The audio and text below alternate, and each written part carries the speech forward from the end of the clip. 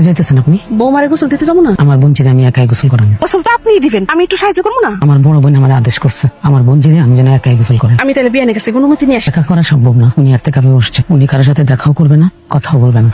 ওনার আল্লাহর কাছে অনেক কিছু চাওয়ার আছে। আপনি এখানে থাকেন।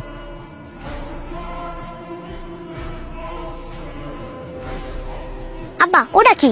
এটা শিং মাছ মা। কি মইরা গেছে? না এখনো মরে নাই। এবারে তাবিজ বাঁধাকে? এটা মনে হয় কি জানি কালো জাদু করছে। কালো জাদু কি আব্বা? কালো জাদু তুমি বুঝবে না মা, এটা তাড়াতাড়ি ছুড়াইতে হবে।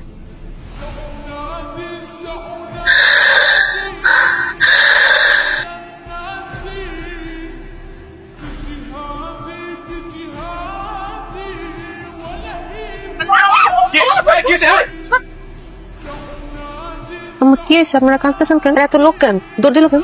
তুমি জানো না এখানে কি হয়েছে? তাহলে কি হয়েছে গো? মারে, তুই অসুস্থ হয়ে হারাই ফেলছিলি। মাথায় পানি দেওয়ার সঙ্গে সঙ্গে তো জ্ঞান ফিরছে। একটু ভালো লাগতেছে না? একটু ভালো লাগতেছে। এটা কেমনে সম্ভব? যে মানুষ সারা রাত লাশ হয়ে পড়ে রয়েছে, সেই মানুষ সকালে গোসল করাইতে গেল আর জীবিত হয়ে উঠে খারাই গেল। এটা তো ঠিক না। জামা এটা তুমি কি কইলা? ঠিক না মানে? আরে আমার বউ ফিরে আইছে, তুমি কইতাছো ঠিক না? এমন তো অনেক কথা ছিল না, এটা কেমনে সম্ভব হলো? সম্ভব। আল্লাহ চাইলে সবকিছু সম্ভব। আল্লাহ চাইলে মরা গাছে ফুল ফুটে, সমুদ্রের মাঝখানে রাস্তা হয়, আগুন ঠান্ডা হয়ে যায়। সূরা কাহাফে বর্ণিত আছে, আপনি জানেন না? 300 বছর গুহায় ঘুমন্ত মানুষ আল্লাহ পাক 300 বছর পর আবার জীবিত করছেন।